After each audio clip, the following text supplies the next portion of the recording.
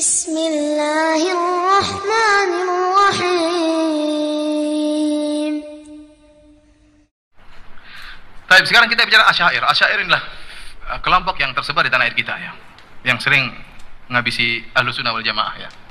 Sampai sempat keluar sebagian pernyataan, barang siapa yang mengatakan Allah berbicara dengan huruf dan suara maka dia sesat. Sampai begitu.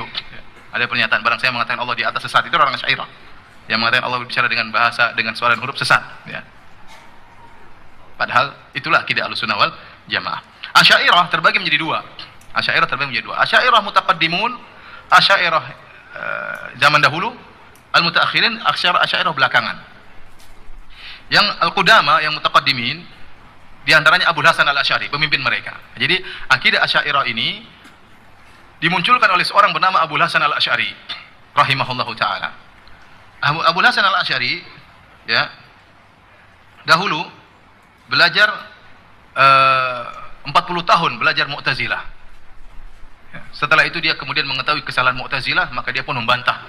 40 tahun dia belajar apa? Mu'tazilah. Setelah itu dia sadar, dia bantah Mu'tazilah.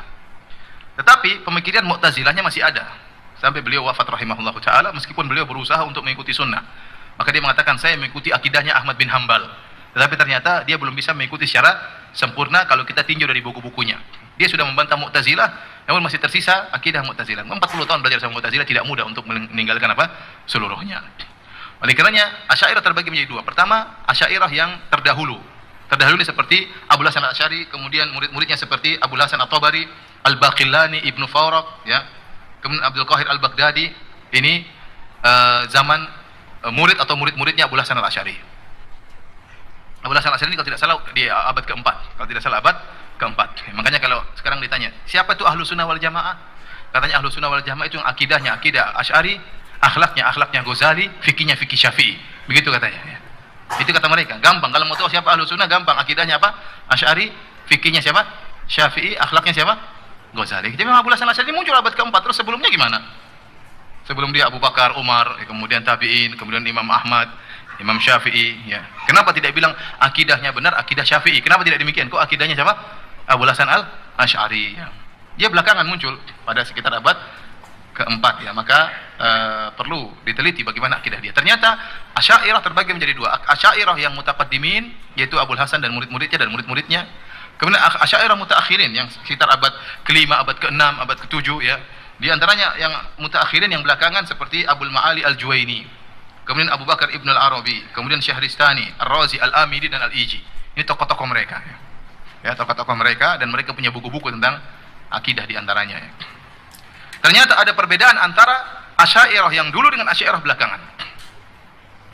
Asy'ariyah yang dulu dengan Asy'ariyah belakangan.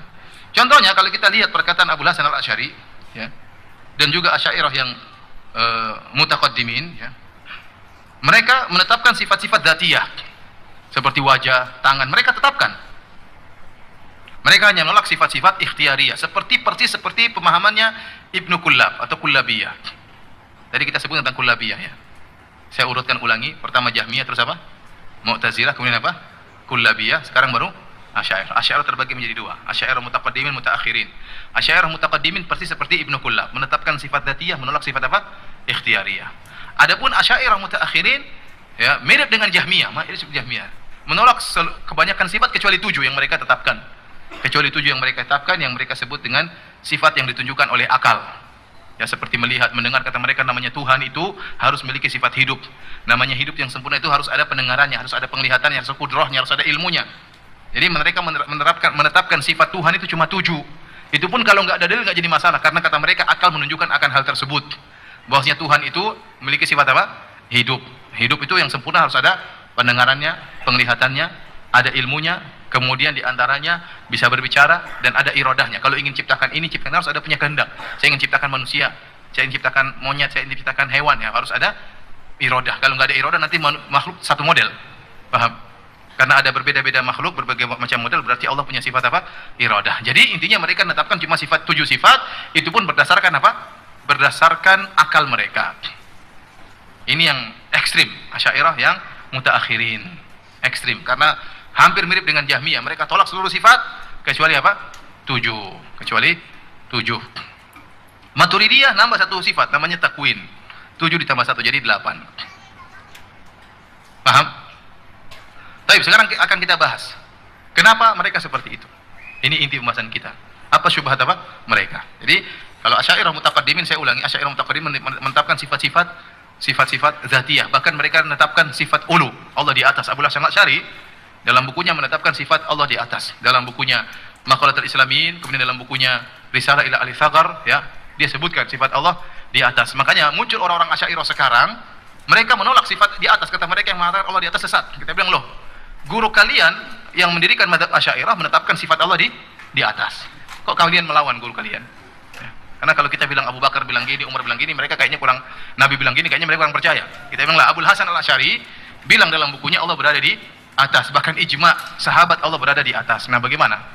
Nah, akhirnya mereka ternyata ikut Asy'ariyah yang belakangan. Lah, berarti yang belakangan menyelisih gurunya dong. Ya. Yang belakangan menyelisih pendahulunya, dan ini tidak benar. Nah, kalau Anda mengaku bermadzhab Asy'ari, harusnya ikut siapa? Abul Hasan Al-Asy'ari. Jangan bikin mazhab baru belakangan. Paham? Baik.